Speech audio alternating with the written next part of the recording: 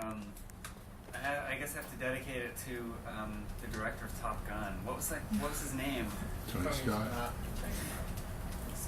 What was it? Tony Scott. Tony Scott. Oh yeah. Okay, that was a really insincere dedication. Sure was.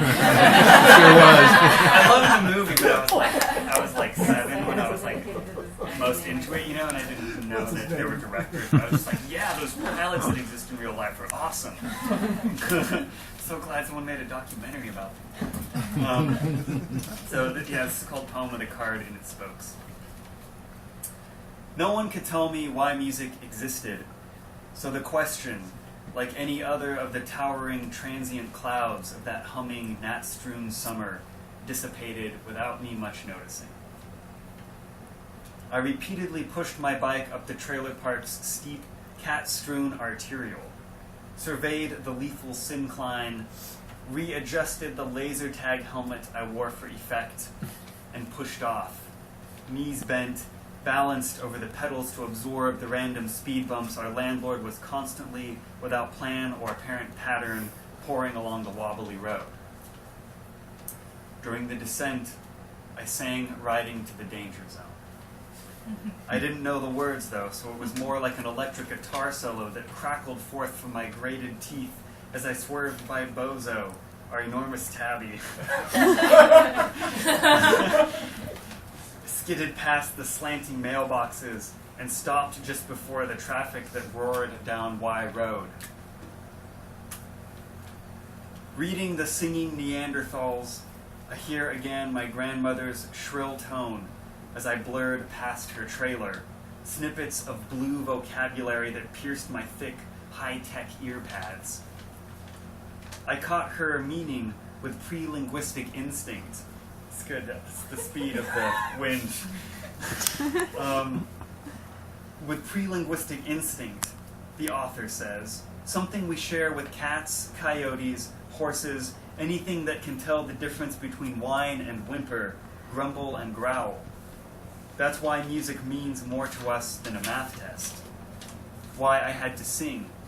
Why the range and register of what we feel is more than words and what we fear. Now, like music, I say the name of my first kiss. Nicole, with heavy lids. Nicole like nickel or NyQuil, who took me into her dark closet one heavy afternoon, the 4th or 5th time we watched Top Gun, while our mothers puffed out camel smoke downstairs. She took me into the closet basically by force, a foot taller, 5 years older, and asked without waiting for my answer, do you want to know something? Something. It felt like swimming in the dark lake with the weeds that grazed my feet, then gazing down receding meters of brown water when she asked if I knew what it meant to kiss French, and, about to put her lips on mine, moaned, involuntarily, inarticulately. It's almost an ache now, the regret with which I remember running down the calico-carpeted stairs to the kitchen to tell our mothers what she had done, though all I could think of were the words something in French. If only I'd known how much I'd have to learn in years to come, how hard I'd work to bring that sound out of another woman, in rooms with orange sheets on the windows, or pine shadows that fingered the blue seats of my moldy Ford, parked at a discreet dead end.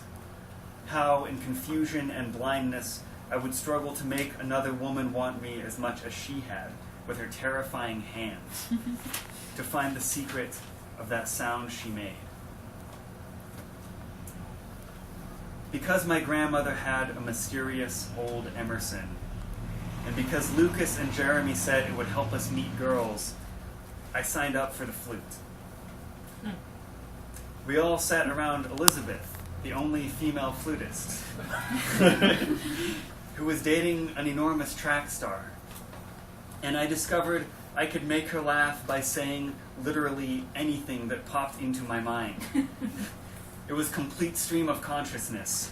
I imitated used car salesmen, the band teacher, Maypo ads. At our concert, Just before the teacher raised his baton on the song where she had a solo, she looked at me, panicked, a feeling I recognized since I was by then in love with her, and said, "Ryler, I'm nervous. Make me laugh."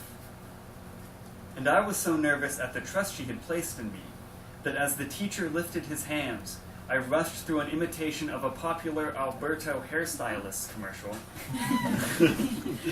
unintelligibly,